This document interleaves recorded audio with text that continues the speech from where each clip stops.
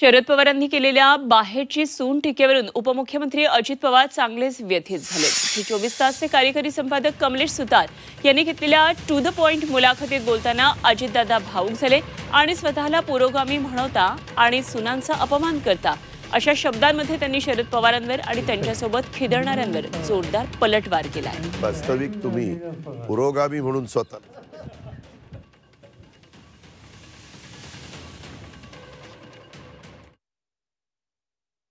मला हा प्रश्न दादा राजकीय मला खरंच व्यक्तिगत विचारायचा प्रश्न.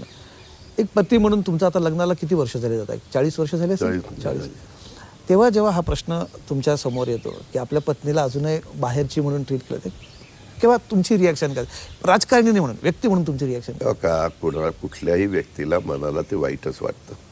इतरांच्या घरातल्या त्या पत्नीच्या मिस्टरांना जे वाटतं तेच मला वाटेल. वास्तविक तुम्ही पुरोगामी म्हणून स्वतःला समजता, तुम्ही महिलांच्या बद्दल बरंच काही बोलता आणि तुम्ही एकीकडे 40 वर्ष तुमच्या घरामध्ये एखादी सून येते आणि तिला तुम्ही बाहेरची समजता.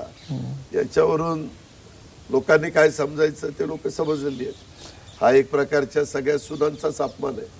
आपण तर कुठली सून आली तर ती ज्यावेळेस एखादं धान्याचं हे भरलेलं माप भरलेलं असतं, तांदळाने असेल, ज्वारीने असेल, जो आपल्याला गव्हाने असेल, आणि ते माप ओलांडतात आणि घरात येतात, त्यावेळेस ती घरची लक्ष्मी म्हणून येत असते. त्यावेळेस घरातले सगळे जण, काही सासू तर तिथं लगेच चाव्या त्यांच्या हातात देतात. काही जे काही परंपरा वर्षानुवर्ष हजारो वर्षापासून चालत आलेली आहे आणि तेच त्या घराचा पुढचा वंशज वाढवण्याचं काम करत असतात. वारसदार पुढं तयार करण्याचं काम करत असतात आणि घरामधले ती लक्ष्मी म्हणूनच त्यांच्याकडे बघितलं जातं.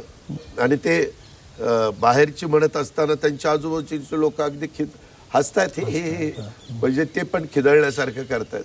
म्हणजे त्यांनाही कुणाला असं वाटलं नाही की त्यांच्याही घरात कुठली तरी सून असेल किंवा आली असेल किंवा येणार असेल. याचाही तारतम्य तिथं बसणारे ज्यांचे आवाज येतात, तुम्ही ती क्लिप काढा, तुम्हाला हे कशाचं द्योतक आहे? पण मग तुमचं बोलणं झालं वहिनींची एक पत्नी म्हणून जेव्हा तुम्ही त्यांच्याशी बोललात तर त्यांची काय रिॲक्शन दिली? काहीतरी बोलणं झालं असेल तुमचं?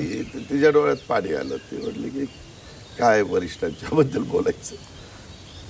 तुम्ही कुटुंबामध्ये मुलांची जेव्हा तुम्ही चर्चा झाली विषयावरती कधीच नाही काय फार ह्या गोष्टीला काय बोलणार? पण बोलण्याच्या पलीकडचं हे सगळं खरं. तुम्ही भावनिक खूप पटकन होता. तेव्हा अजित पवारांची टू द पॉइंट ही मुलाखत तुम्ही आज दुपारी 12 वाजता पाहू शकाल.